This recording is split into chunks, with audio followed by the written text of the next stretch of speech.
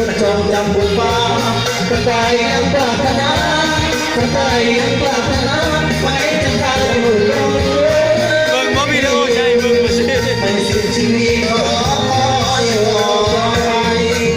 แม้มันจะไม่มีสิ้นความหวังกุหลาบแดงเจ้าเอ๋ยขอเจ้าจงฟังวันนี้เขาสั่งน้ำจงมา